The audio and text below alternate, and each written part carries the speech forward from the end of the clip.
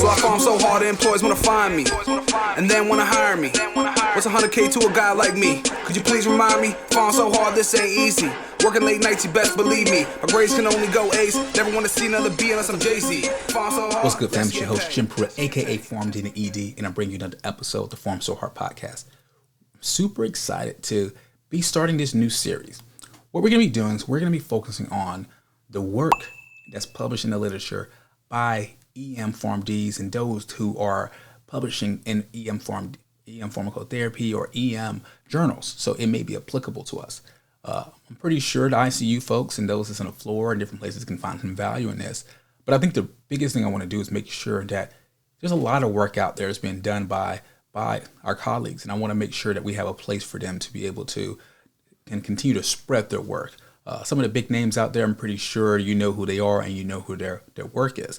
But I think I want to focus on making sure we highlight that for everyone to see. So no matter whether you're a provider or you're a nurse or you're someone else and you want to see the work that's being done out there by PharmDs, I want to make sure I highlight that. So we're going to be focusing on that for quite a while here, going through the literature and providing these micro learning where we have these 5 to 10 minute episodes that we really dive deep within that article. And then I'll kind of tell you my opinions on how I'm going to use and what I think you should be doing with this literature, because it's going to be something that I think is going to be amazing. So super excited for this. But let's go ahead and jump into this episode focusing on the use of norepinephrine compared to epinephrine in post-cardiac arrest shock. This study that was done by Sarah Norman and colleagues at Mayo Clinic. So let's jump into this episode.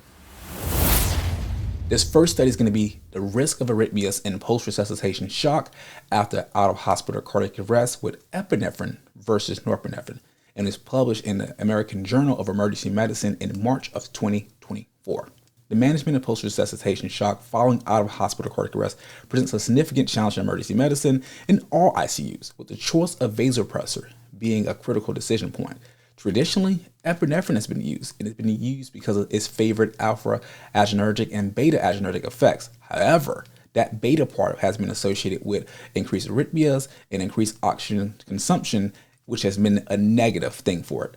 Recently, norepinephrine has really started to shine a little bit more, and it's going to be characterized by strong alpha-adrenergic and minimal beta-adrenergic activity, which offers a potential option with fewer detrimental cardiac effects. So this study conducted by Norman and colleagues aimed to compare the incidence of clinically significant tachyarrhythmias, in-hospital mortality, and rearrest rates in patients with post-resuscitation shock following out-of-hospital cardiac arrest treated with either epinephrine or norepinephrine infusions. And through a retrospective cohort analysis with a large multi-site health system, this research contributes valuable insights into the optimal vasopressor choice for improving outcomes in critically ill patients. And this is going to be addressing a gap that the current American Heart Association guidelines do not necessarily specify the preferred vasopressor for maintaining blood pressure post-ROSC. So the central question this study aims to answer is whether norepinephrine is superior to epinephrine in reducing incidence of clinically significant tachyarrhythmias, in-hospital mortality, and rearrest rates in patients with post-resuscitation shock following out-of-hospital cardiac arrest. So what did they find? The study found no significant difference in the rates of tachyarrhythmias between epinephrine at 47.1% and norepinephrine at 41.7% with those groups. However, there was a striking observation made regarding in-hospital mortality and rearrest rates, which were significantly higher in patients treated with epinephrine compared to those treated with norepinephrine.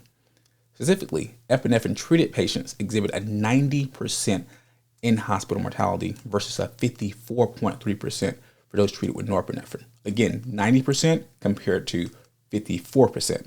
And when it came to rearrest rates, it was a 55.7% rate compared to a 14.6% rate compared to norepinephrine. So again, these are striking difference, double almost for both of these. I think this is going to be something we have to revisit because it's going to be really intriguing to see. So like when interpreting these results, it's evident that while both vasopressors have similar rates of tachyarrhythmias, in this case, norepinephrine profile is markedly safer concerning mortality and rearrest rates. This finding is particularly interesting because there's an ongoing debate and a lack of guidance in the American Heart Association guidelines regarding the preferred pressor in maintaining blood pressure post-cardiac arrest. But before we get too deep into this, I have to highlight some of the limitations that even the authors mentioned. It's going to be retrospective. There's a potential documentation inconsistencies, but despite these limitations, the study was multi-site, which is going to be great for generalizability, and it had similarity in baseline characteristics between the groups. So this should enhance the generalizability and the strength of this study. So I think this is going to be something that we have to look at, because when you compare these findings to those like Ashley Wise and Ryan Feldman out of Frater, this is going to add significant weight to the argument of norepinephrine as the preferred pressor in post-cardiac arrest. And this aligns with previous research even outside of that. So it's something we should look at. All right, guys. So just to kind of put a bow on all of this, to conclude, this study underscores the need for a shift in clinical practice toward norepinephrine over epinephrine in the management of post-resuscitation shock following out-of-hospital cardiac arrest. And it contributes to this field in pharmacotherapy where we're continuously showing that PharmDs provide value in research, and norepinephrine essentially offers a safer alternative that can enhance survival and rearrest rates. So again, I thank you guys for listening to this episode. We're going to do a lot more of these. I want to thank the authors of this study. And if you guys have something you want to mention about this study or what you're doing in your shop, are you doing norepinephrine? Are you doing epi? Do you have premix? Do you have all these different things that can change the way we treat these patients that have post-cardiac arrest shock? Let me know in the comments on social media, or just send me an email. Let me know what you think about this study and if we can get the authors to come on and chat about this. So definitely, again, consider this study, and we're going to have a lot more, probably quite a bit more studies that can be done by PharmDs in the ED. So I thank you guys for listening to another episode. This is something going to be really cool. And you know how in every episode, guys, you don't have to work in an ED, you don't have to be a PharmD, but everything you do, make sure you pharm so hard. Closes it. Ozzy scratches his head. Whatever she's looking for, it isn't in there.